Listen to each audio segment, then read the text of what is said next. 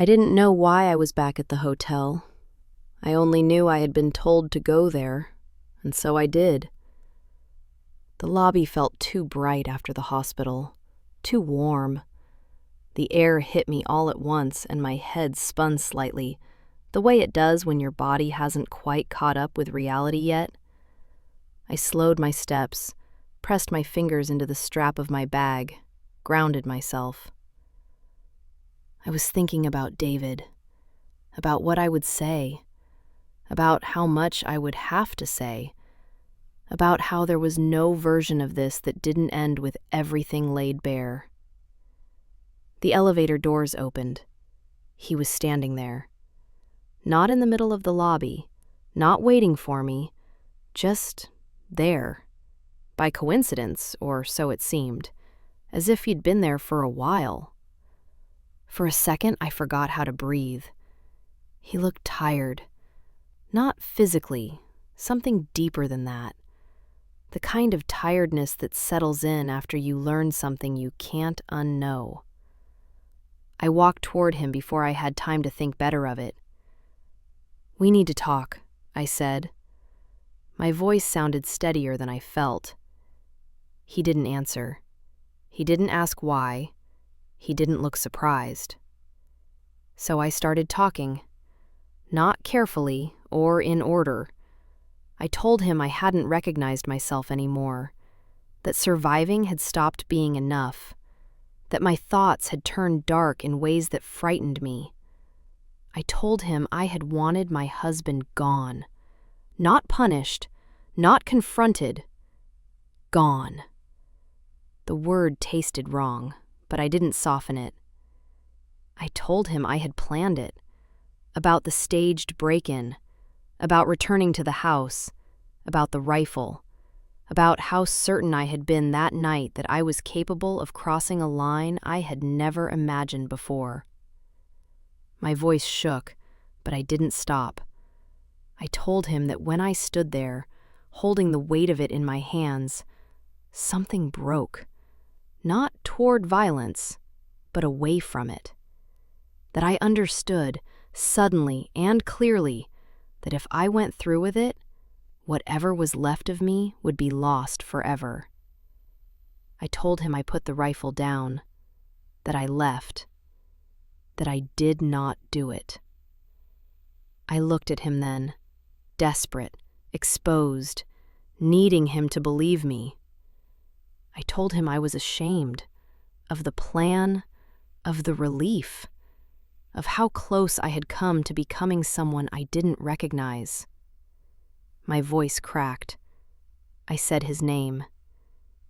And that was when I broke. Not quietly, not gracefully. The words collapsed into sobs I couldn't control, my body folding in on itself as if it had finally been given permission to stop holding everything together. People could have walked by. Anyone could have seen us. I didn't care anymore. I felt his hand on my arm, firm, grounding, steadying me before I slipped any further. He didn't pull me close. He didn't tell me it was okay. He just moved us, guided me away from the elevator, away from the open space, away from watching eyes, toward my room. I let him lead me, because for the first time since this began, I didn't trust myself to stand on my own. Inside the room, the door closed behind us with a quiet, final sound. He didn't move closer. He didn't speak. He simply stayed where he was, giving me space without saying that's what he was doing. I went to the bed first, more out of habit than intention, sitting on the edge as if my body needed something solid beneath it. My hands were still shaking. I pressed them into the mattress, willing them to stop. The bathroom light was on. I went there next, splashed cold water on my face, wiped at my eyes with the back of my hand. I barely recognized myself in the mirror. Pale, drawn. Someone who looked like she had already lost the argument with the world. When I came back into the room, he was standing with his back to me, For a moment, that hurt more than anything else. I thought he was angry, thought he couldn't even look at me, that this, the silence, the distance, was his way of telling me I had crossed a line I couldn't uncross. I stood there, unsure where to put myself, how to exist in the same space with him without breaking apart again. Finally, I asked, was he angry? The word barely made it out of my mouth. When I heard his answer, something inside me collapsed. Yes. It felt like the floor gave way, like whatever hope I had been clinging to shattered on impact. I stared at his back, my mind racing ahead to conclusions I wasn't ready to face. That he thought I had lied, that I had manipulated him, that I was no different from the version of myself I had just confessed to. And then he spoke again. He asked if I had any idea how many times he had replayed those emergency room visits in his head once he knew. The words cut through my panic, sharp and unexpected. I froze. That wasn't what I had been bracing for. He turned slightly then, not fully, but enough that I could hear the strain in his voice. He told me he hadn't been himself since the interview with my mother-in-law, since Veronica had stopped protecting her son with silence. He told me she hadn't softened the truth, that she hadn't excused it, that she had loved her child and still named what he was capable of, that she had admitted she knew, that she had helped when she could, that she had been afraid, for me, long before I ever was. He told me about the files, the dates lining up, the injuries that suddenly made sense when placed next to one another, the patterns no one wanted to see until they were forced to. He said he was angry because he hadn't seen it sooner, because he had known me since childhood and still hadn't understood how far things had gone, because he kept asking himself why I never came to him, why I never asked for help, and had no answer that didn't end with him failing me. He finally turned to face me then, not accusing, not cold, broken in a way I hadn't expected. I understood suddenly why he had looked away before, why he had kept his distance, not because he didn't care, but because caring was the problem. Because if he let himself step closer, he might cross a line he was fighting to hold. I opened my mouth to speak, but nothing came out. I stood there, realizing for the first time that his anger had never been about what I planned, only about what had been done to me while no one was looking. I didn't have an answer to his question, why I never came to him.